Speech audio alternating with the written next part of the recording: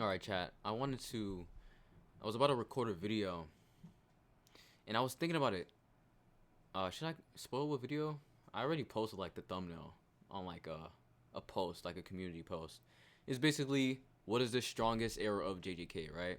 I was about to record that, and I was thinking about, you know, the different strongest from each era. So we've got like Kashimo, Gojo, Sukuna, um, and there's other people who are burdened with the strongest, right? Obviously, I could talk about like Yuji, Deborah, but I was thinking about. I mentioned it in the previous video. I promise this isn't like a freaking Kashimo slander video, but I I mentioned it in the previous Yat video that Kashimo's like title of the strongest. I don't think it's fraudulent, right? I do think he does suffer from loneliness because it's just true, right? It's objectively true that he suffers from loneliness in his era, right? But then I put into question the fact that like maybe it doesn't really signal that, he truly is the strongest, right? Again, this isn't Kashimo slander, but just hear me out, right? Kashimo's problem, the problem that he brought to Sukuna was the fact that he where is it? He couldn't connect with others, right? He couldn't love and yada yada, right? That was the problem he brought to Sukuna. And of course, this is what led other people to assume, okay, yeah, Kashimo's like the strongest of the Edo period, right? And yes, I'm not going to deny the fact that he is lonely, but we've seen other characters with that same loneliness not be the strongest. You know what I mean? And so, a good example of this is something that, I mean, I'm not even going to say it just yet. Just read what Sukuna says right here. There was this fool who preached to me about love. According to her, I know nothing about it because I live peerless in a world of my own. I understood what she meant, but still, it's quite annoying to hear someone else prattle on about what you don't know. It looks like she chose the wrong person to preach to. You and Gojo Satoru would have made much better company for her. Who is this character that I'm referring to? It's Yorozu. We know Yorozu's not the strongest in the in the freaking Heian era. But she said it multiple times that she understands the solitude that comes with peerless strength. Where is it? Is it? No, it's down here actually. She says it.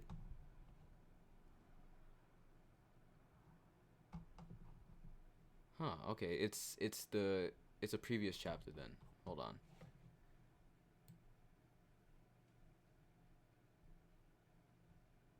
Wait, what chapter was that? Was it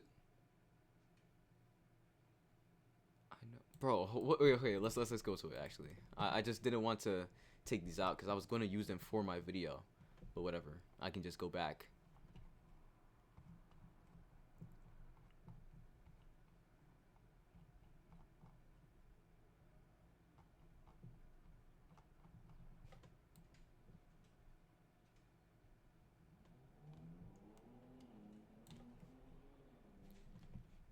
Not even close. I'm only just getting started teaching you about love. I understand more than anyone else the loneliness that comes with peerless strength. I will be the one to teach you love, right? And the reason why I have to bring this up is because Yorozu isn't this like you would think like Yorozu's like this deranged character who just doesn't know what the hell she's talking about, right? That's the first like assumption. But the fact that Sukuna's over here talking about how, the fact that Sukuna's over here talking about how Yorozu would have been better just teaching Gojo and Kashimo this means that no, she is credible.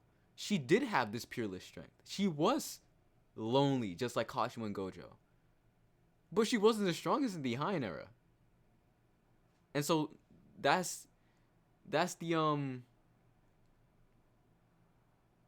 that's an interesting part of like this entire like narrative of the strongest, right? Because you don't even need to be the strongest to be lonely. And so this brings up a whole bunch of stuff for me, right? Because after realizing this, I'm like, okay, what does this mean for Kashimo? Obviously, the reason why I initially thought of, oh yeah, Kashimo's thing might be in quotations fraudulent, right? The reason why I brought that up first in the first place was because I wanted to basically make Kashimo versus Ryu a conversation, which it should be, right? And then I realized, like, wait, Ryu is kind of like Kashimo in terms of like,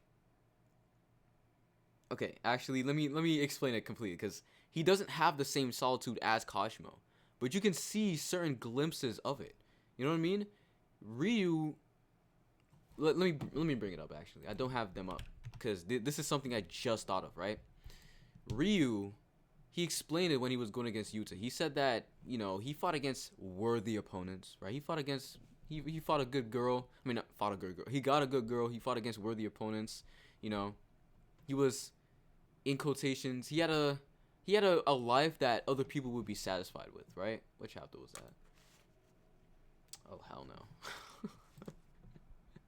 Yo.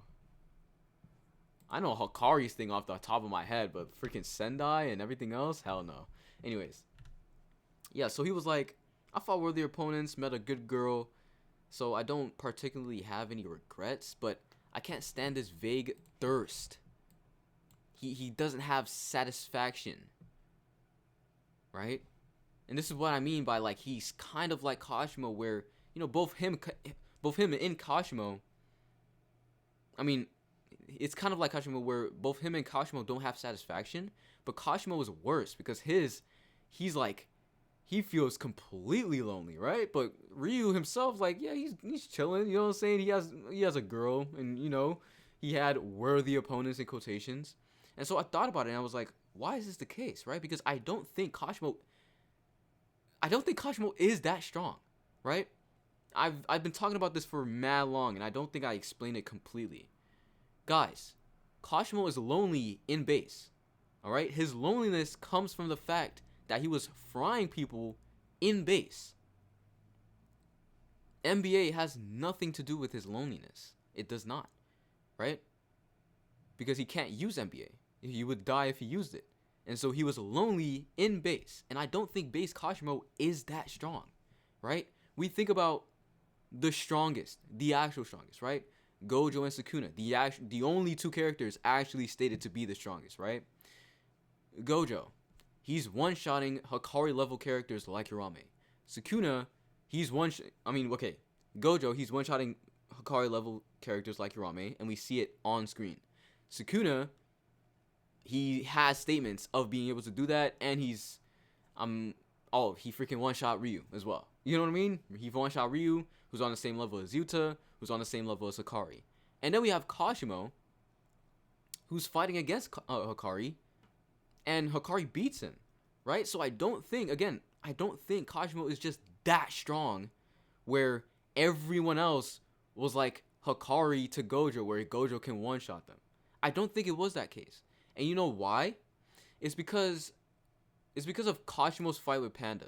This was the biggest indicator for me, because I thought about it, right? I saw it and I was like, you know, the first reaction from me is slander, right? I was gonna slander it, but if you actually analyze what's going on and analyze what he says, it makes you realize that, like, yo, bro, the disparity between Kashimo and these other characters wasn't that big back in his era. All right, let me explain it completely, right? And we'll come back to Ryu in a second. So, when Kashimo's going against Panda, right? He's going against Panda. Panda, like, retaliates, right? He's able to recover and retaliate. But Kashimo did dominate him. He obliterated him, to be honest, right? And so, he calls him super weak after it, right? He says, actually make that super weak, right? And then we have, like, dialogue earlier in the series, like I think 30 chapters before this, where he kills a sorcerer and he's like, they're all too weak. They're all too weak. They were much stronger back in the Edo period, right? And so obviously, Panda would be in that category of too weak, right?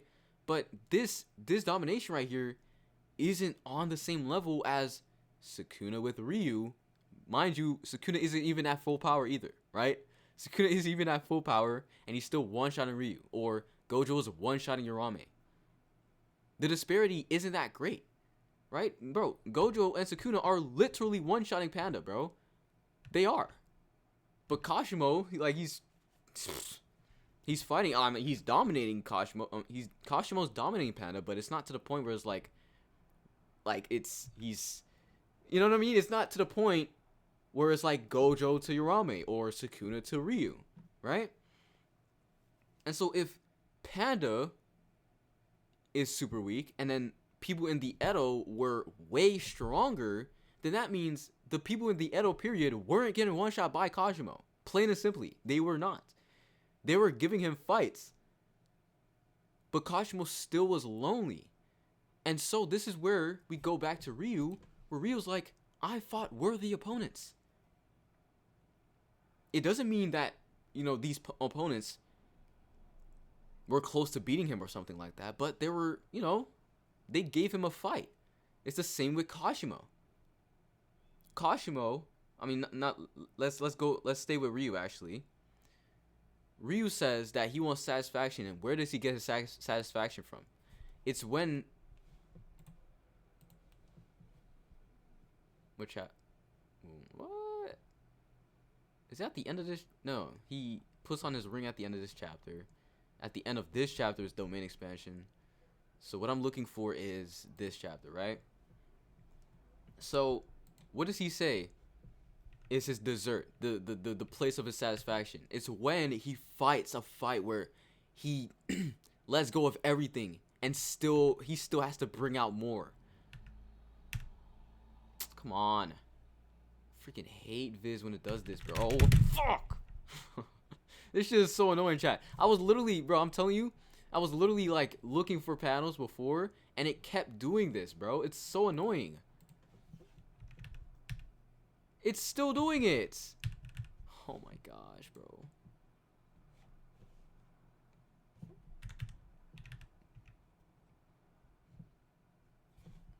I had no idea there'd be more even after the last drop. This is my dessert. You know what I mean?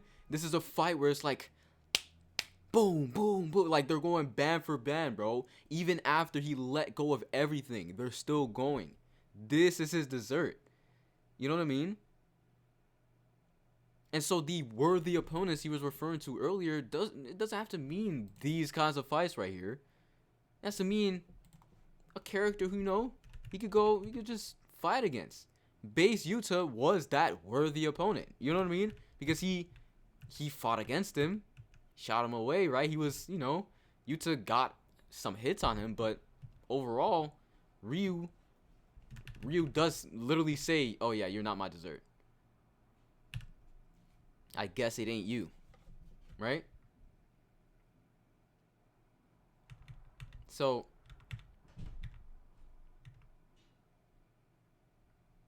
what does that sound? Anyways, what was I saying? Yeah. So I think what it is that back in Kashimo's era, he didn't have this disparity with other people. What it was that Kashimo didn't feel weak against anyone, right? But for Ryu himself, he doesn't care for any of that, right? Kashimo is described to be greedy by Sukuna, right? And it's for a reason that, you know, I guess, like, again, these are things I just thought of. Gojo is actually, wait, no, I'm completely correct, I think. Yeah, I am. Sukuna does call him greedy. He's like, "Oh, you're greedy," and both you and Gojo are greedy, right? And it's for the reason that, like, Kashimo fights against characters who love him for his strength, right? And he kills them, but he's still, like, over here talking about how he's not satisfied, how he doesn't know how to love other people. And Sukuna's like, "Bro, you're already loving people by killing them and showing and literally fulfilling their dream by being killed by you." Right? And he's greedy by acting lonely despite having all this BS, despite having these people yearning for him, right? He laments, I'm pretty sure the direct thing is like, you lament solitude or something like that. Yet you lament something. Yet you lament solitude all the more. Right? Bro, he literally has people yearning for his attention, his well, yeah, attention. Actually, I'm pretty sure it says it. His recognition, yeah, his recognition. They yearn for it, and Kashimo doesn't realize that. He's just killing them. He's just, he doesn't really realize that this is love. But Ryu himself, he can acknowledge it, right? He's going against these worthy characters, but he himself is not satisfied because he wants something even more, and he's greedy too. And we'll get into the greediness in a second. But there was another thing I wanted to bring up. Let me think. I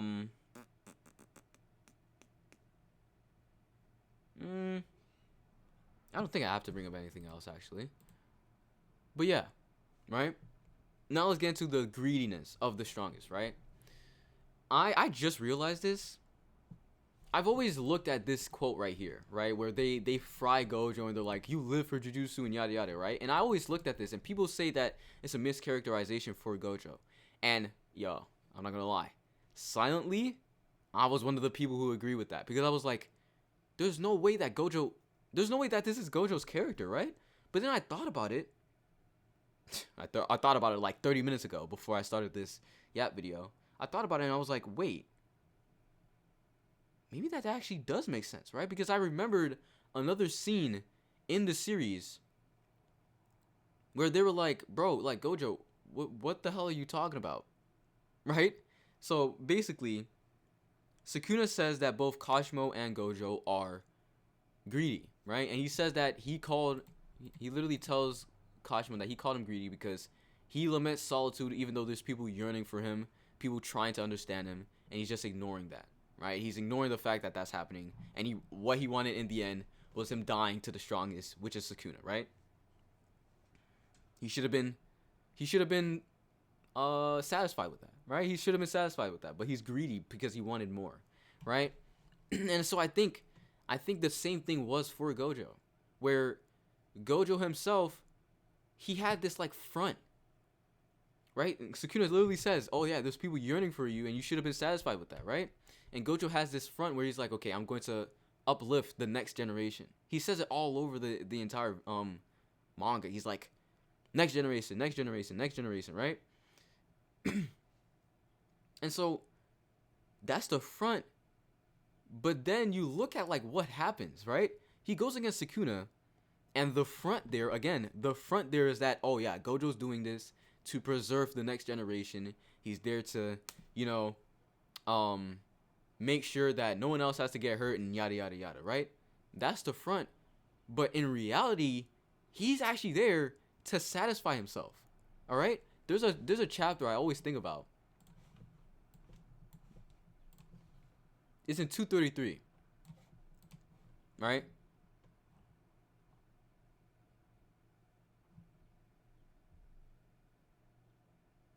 It's in 233, right? By the way, this could turn into an actual analysis video on the main channel where I can actually like put down my thoughts correctly. There's a scene right here, right? Where Gojo gets hit by Mahoraga and they're like, oh yeah, his RCT is slow as well. And so the possibility of Gojo losing flooded their minds, right? And this also flooded Gojo's mind. That same thought struck Gojo himself. And so Gojo, seeing this happen, he should be worried, right? He's like, oh gosh, like I have to beat him, bro. I have to, I can't let these other guys go against this freaking monster. But no, he starts freaking smiling. And why? Why is he smiling? Because he's feeling satisfaction from this battle. The front is gone, bro. The front that he's here to freaking uplift the next generation and yada yada. No, it's gone. Okay, he's not doing this to uplift the next generation and save them from this shit. He's doing this to get satisfaction.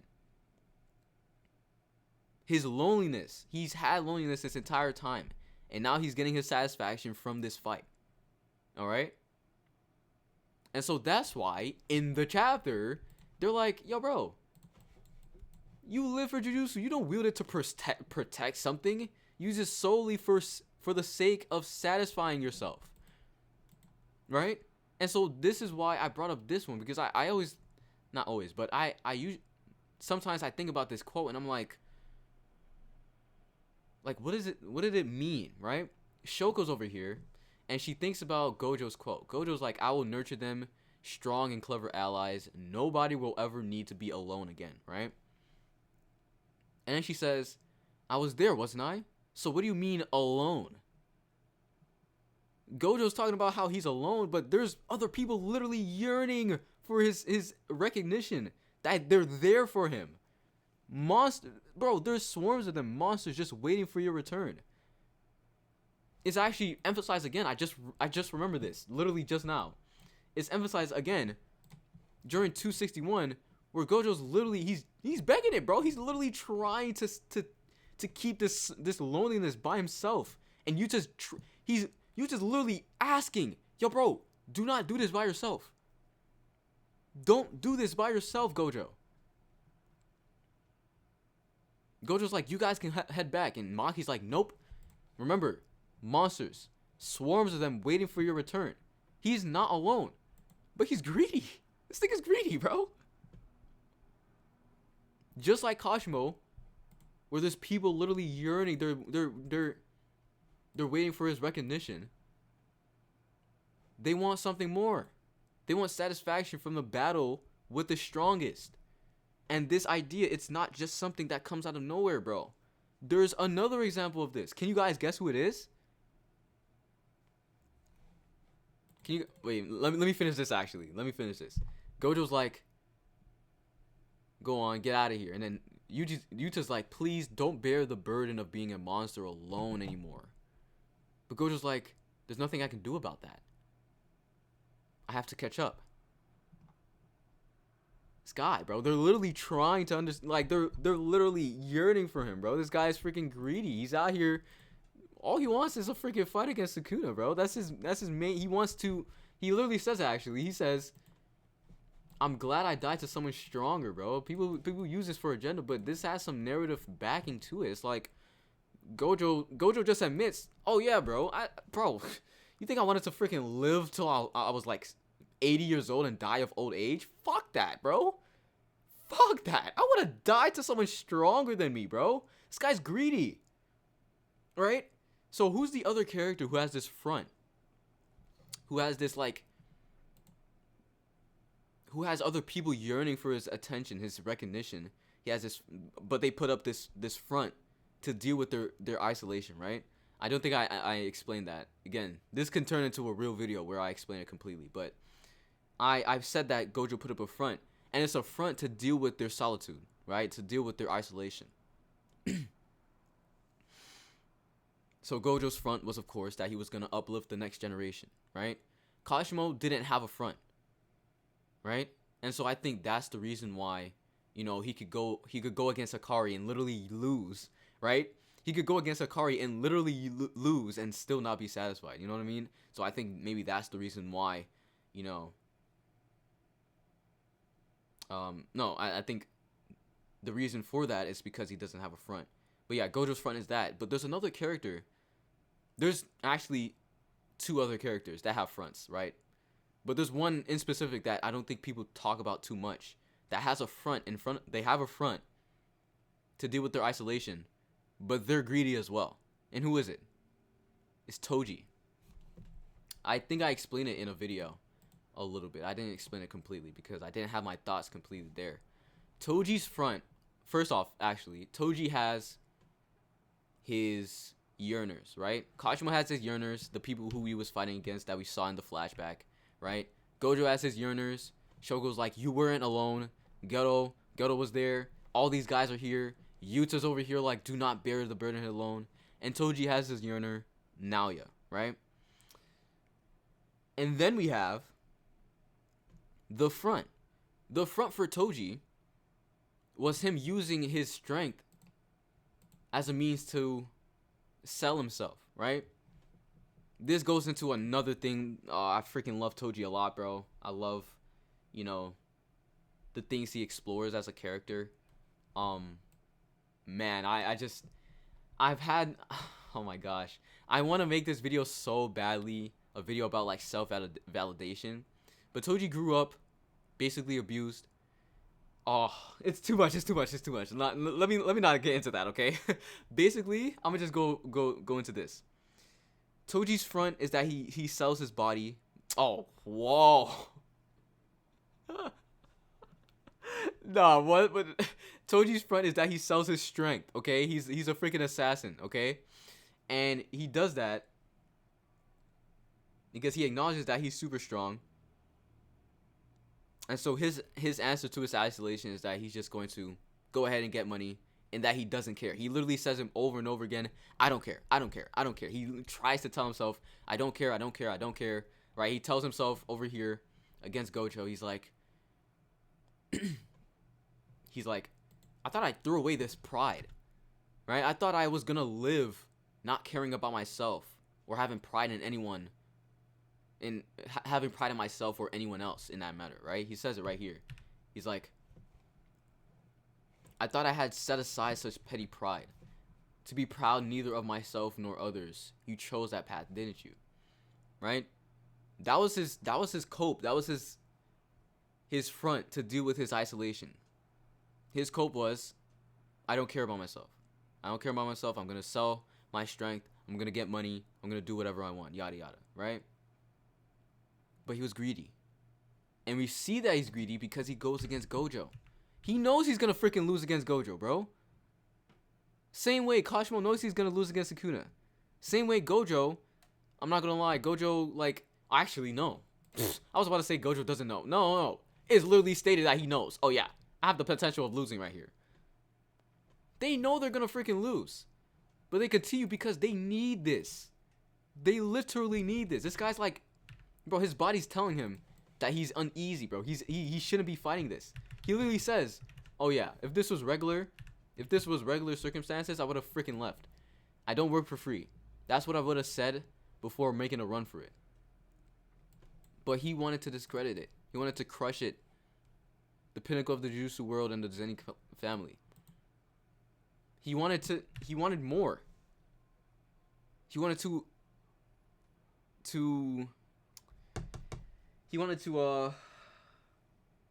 affirm himself, I guess you could say that. Now, it's not completely in the same sense as Gojo or Kashimo, where like they didn't have satisfaction, right? I guess it's kind of like, it's weird, right? Because Toji, he doesn't have satisfaction, but it's not in the same way as Gojo and Kashimo, where like they're lonely and like they need satisfaction in terms of, okay, push me to my limit and yada yada, right? Toji himself, he wanted satisfaction in himself, right? If he killed Gojo right here, he would in quotations prove to himself that he wasn't a failure, because that's what he grew up as, right? He was the failure of the Zenin clan. Naoya literally says it. There's a failure in the Zenin clan. He must be so sad and yada yada yada, right? And the last person with the front and the isolation of the strongest and the greediness is Sukuna. Sukuna's a weird case, right? I think, okay, so here's what it is. Gojo, Kashimo. This is a new thought I'm trying to like piece together right now. Basically, my thought process right now is like, you can be greedy, but you're never going to be questioned for that greediness until you go against someone stronger or until you lose, right? So, for example, Gojo is greedy, and he's only in quotations confronted on that. He isn't really confronted. Actually, he is. Bro, I keep forgetting. He is confronted for it, bro.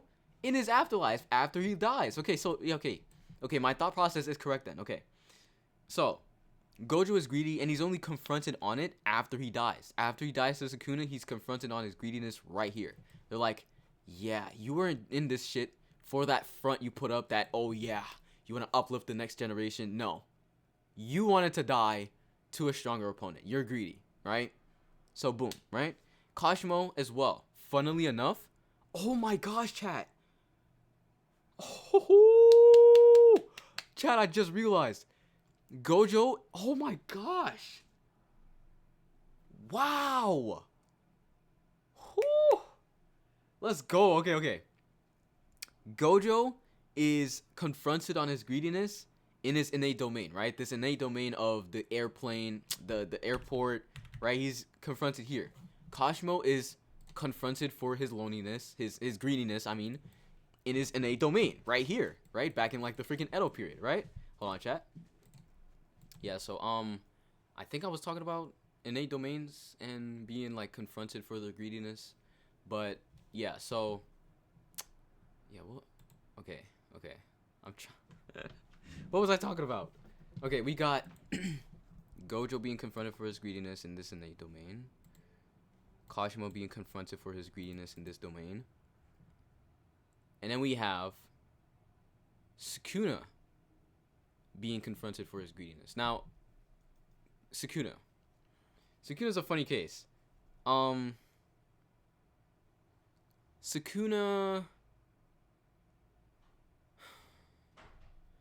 Okay. I think I mentioned it earlier where like I was trying to come up with a conclusion here where you don't get confronted for your greediness until you're like, oh yeah, okay, until you're dead. Okay. That's why I brought it up, because they're confronted about their greediness.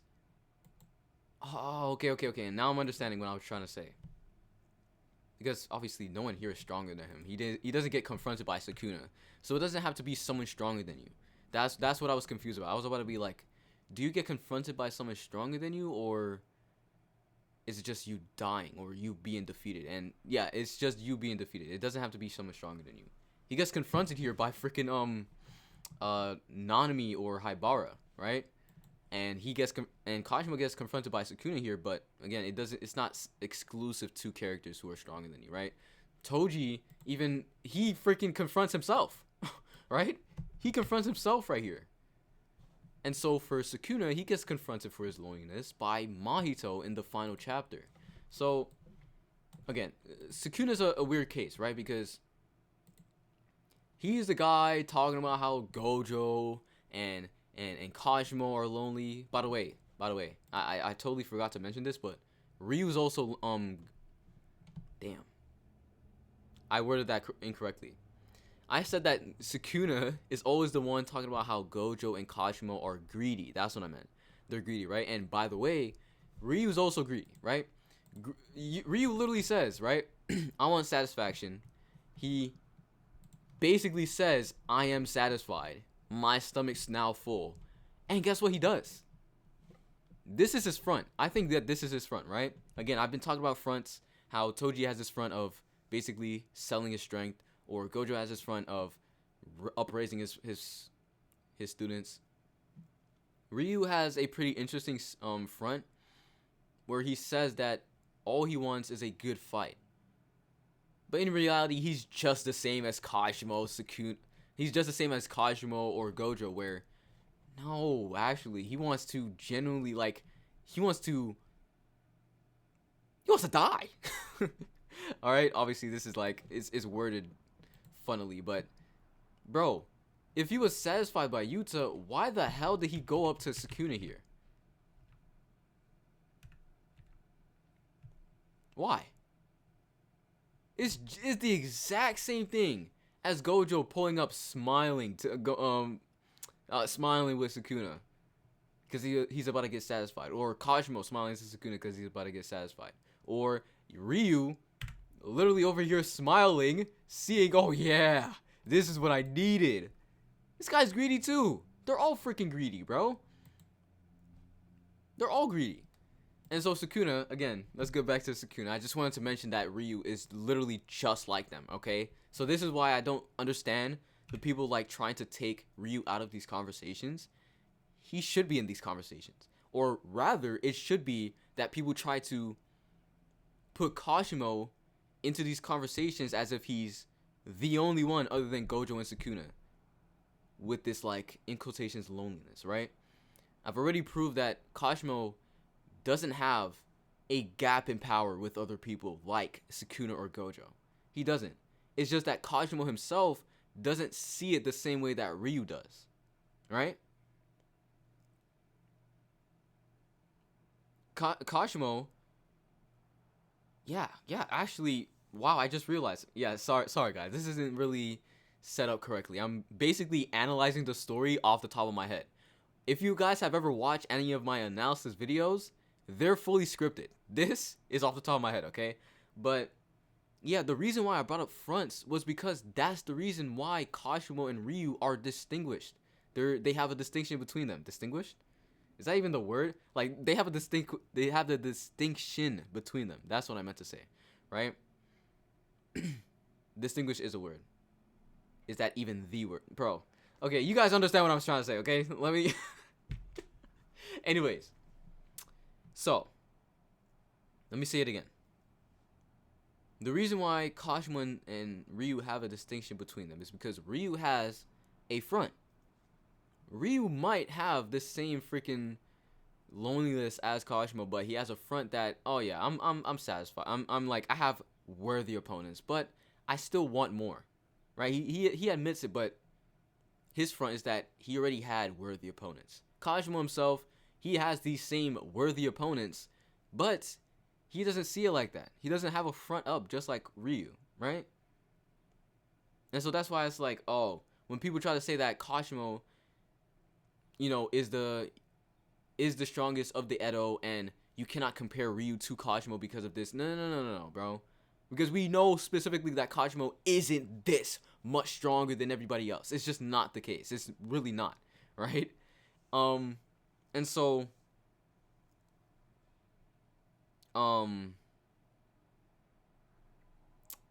what the hell? Oh, Sukuna. Wow, did I even go back to Sukuna once?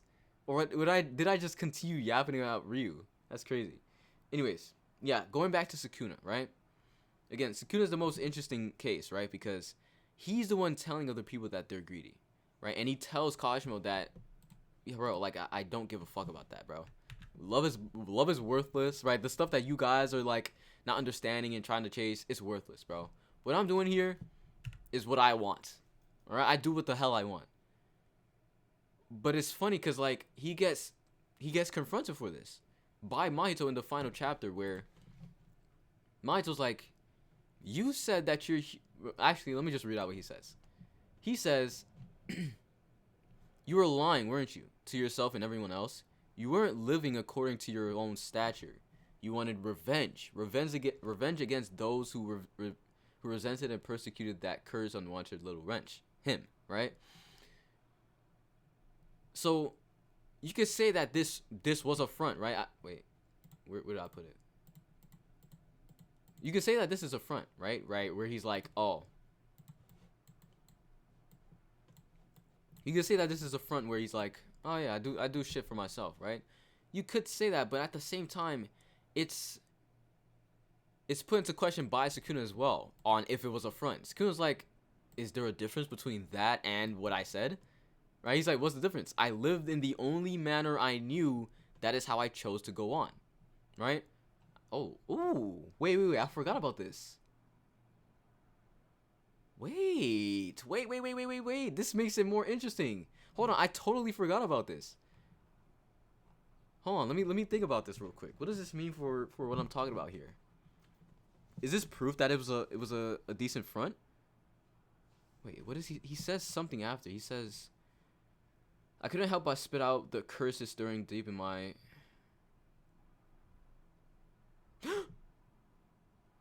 Oh my gosh.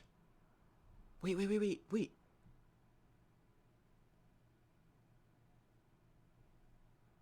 Bro, is this proof of what I'm talking about? I feared my own curse will immolate me. Immolate? Whatever. Wait.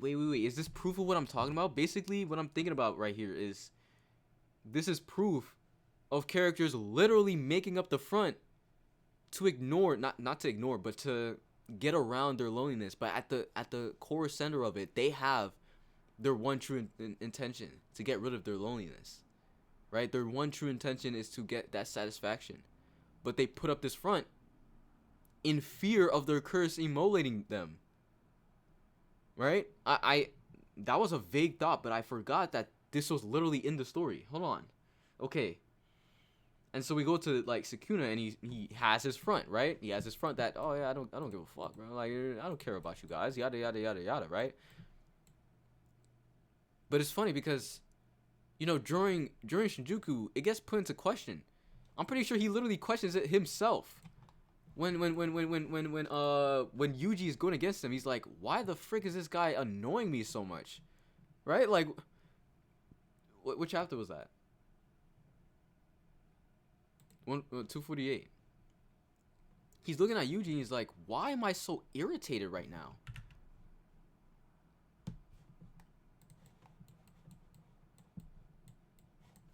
He says, why am I irritated? Yeah. So he puts it into question. He's like, yeah, this is my ideology, right? This is what I want, right? This is what I want, right? Like, he's literally thinking about it. He's like, yeah, that's true. Yeah, that's me. I haven't changed. Passing time until death. That's me. That's all other people are good for, right? And then he, like, I don't know. This is really interesting. Yeah, Sukuna really makes me think a lot. Like, I had these ideas, but like he's flipping them on their head, bro. Like, there's more to this, bro. Bro, people say JJK has no writing, bro. I'm literally over here losing my mind, bro. I literally just, how long have I been yapping, bro? 40. What? No. Bro, I've been yapping for 40 minutes about this thing, and there's still even more on top of that. Bro, this is one. Chat, you don't understand, bro. JJK is so good, bro. This is literally one branch of like the writing of JJK, and I've been yapping for the past 40 minutes. That's crazy, bro. Sukuna is very interesting, bro. I actually have to think more about this, right? Because I feel like this might be proof of what I'm talking about. How people put up their front to ignore their actual problem, right? Toji puts up this front that, oh yeah, he doesn't really care, and he's going to basically sell his strength. But at the end of the day, he wanted his self-validation, and he went on to die for it. Gojo puts up his front, oh yeah, I'm gonna uplift the next generation, yada yada. But in reality, all he wanted was this satisfaction, and he ends up dying for it. Kashimo doesn't have his front up, but he ends up dying for the satisfaction that he openly was going for, right? It's funny, actually. Yeah, chat. Oh my gosh. Kashimo does not put up a front. He literally does not, right? Because while Gojo is over here, he does say that he is lonely, right? He does admit that he is lonely, right? Like, Shoko literally remembers him saying that no one will ever have to be lonely, but he's not out here basically begging for freaking validation or satisfaction, right? He's not begging for it. So he puts up this front, but when he goes against Sukuna, the front is there, right? But in the end, the guy is there for his satisfaction. He wants this shit, bro. He's smiling. Yes, I'm finally getting what I've been looking for, right? But Kashimo himself, you see the difference between Gojo and him, where Kashimo, he's not searching for this freaking, oh my gosh, wow. This is crazy. Kashimo himself, right? He's not searching for this front. He's outright, bro. Kenjaku pulls up. Kenjaku's like, oh yeah, how was this bad? She was like, nah, it wasn't enough, bro. Kenjaku, fight me, nigga. Right? He's like, Kenjaku, fight me, bro. And Kenjaku's like, no, bro. He's like, okay, you know what? I need my satisfaction immediately. Right? Hold on, chat. Alright, what was the idea I was talking about just now, bro? Did I forget it? Damn, what was it? Yeah. Kashimo is open about it, right? He's not trying to find this front. And Kenjaku's like, and then he eventually asks Kashimo eventually asks Kenjaku, who's the strongest guy you know? He's like, Sukuna. He's like, huh, okay. I'm gonna go fight Sukuna. Right? Because he's not finding this front, bro. He's not gonna go ahead and find, like, no, bro. This guy's just, he's chilling. He's not chilling. He wants this satisfaction. He has this this what is this word? Pursuit. He has this pursuit for this satisfaction that he's not going to ignore. He doesn't ignore it at all. He's going to go straight forward for it. And that's how he lived his life. And I don't know, I haven't come to a conclusion on why certain characters find this front, right? Why did Ryu go ahead and find this front even though he lived in the same era as Kashimo, right? Why did Gojo find this?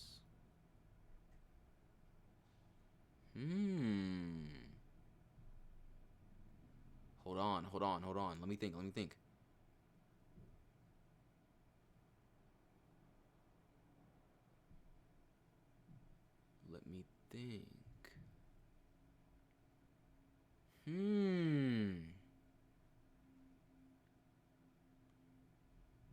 I think I've come up with a conclusion. I think I have an answer.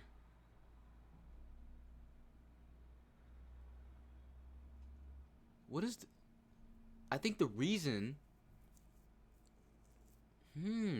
I think the reason that certain characters get to the point where they have to make this front to ignore their solitude is because they eventually like give up on that pursuit of strength, right? So for example, Gojo had his peer back in the day, right? You guys remember he was the strongest alongside Geto, right? And he let go of him. He was way stronger than him, and from then he had this gulf between him and everybody else. And so now no one else was going to surpass him or even get close to him. And so from then he had to come up with this solution because it was going to be a never-ending chase. Never-ending. Because there was no one else that was going to be born and be as strong as him until Sukuna came around, right? Same goes for I'd say Ryu, right? And the reason why I say Ryu is because Ryu, again, he might be stronger than everybody else. And, you know, even though he's not satisfied, he tried to find some good in the fact that, he fought some people who were decent enough, right? And for Kashimo himself, I think the reason why he never came to the point where he, like, made a front is because he knew that there was a possibility of there being stronger than him. And I think maybe the reason for that is because he himself doesn't even use his curse technique, right? He doesn't use his curse technique. He doesn't have RCT. He doesn't have domain expansion. Come. Let me see that. Come. Really? Hold on, chat. Yeah, so Kashimo, I feel like the reason why Kashimo never came to that conclusion is because he never used his curse technique. He never got RCT and all this extra stuff, right? And I think maybe that was a little bit of hope for him to eventually find that person, right? And so that's why, he never stops fighting other people. He's freaking asking Kenjaku, oh yeah, Kenjaku, fight me, bro. Oh, you're not gonna fight me? Okay. Who's the strongest person you have ever known, bro? And maybe that person is going to be the character, the person I'm looking for, right? Maybe that's what it is. I'm trying to find some consistency here. Maybe I can find some consistency here.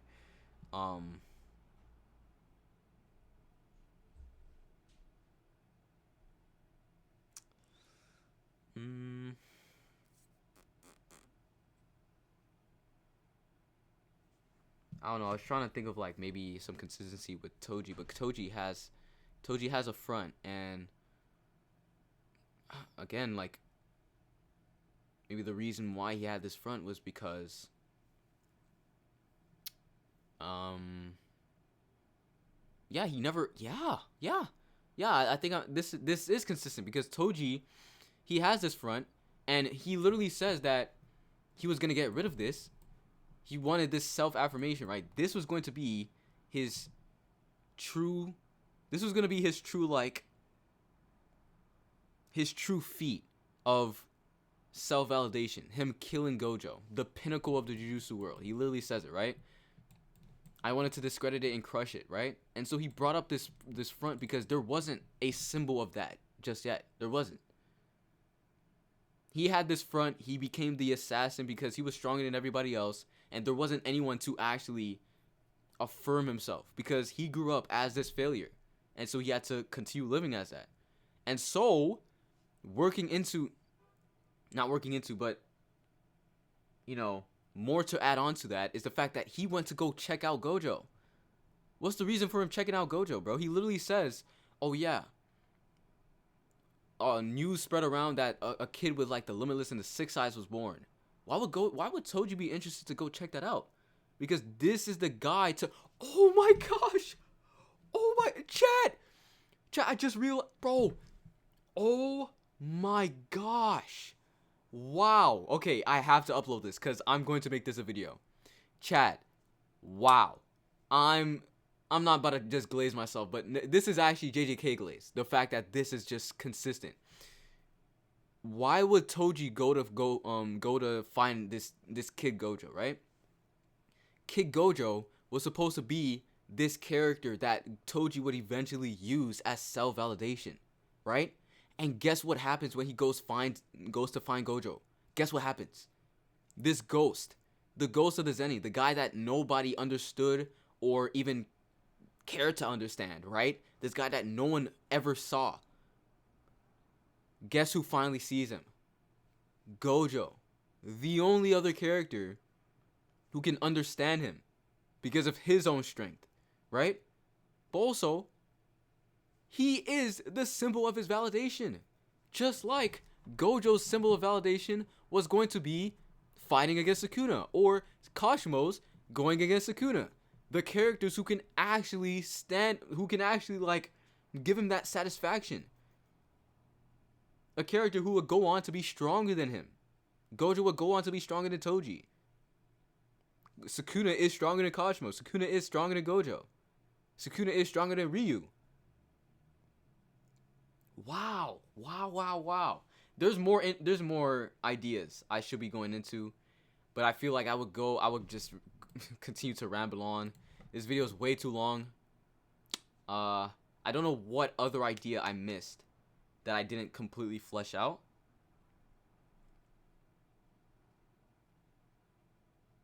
I don't know what it was. But yeah.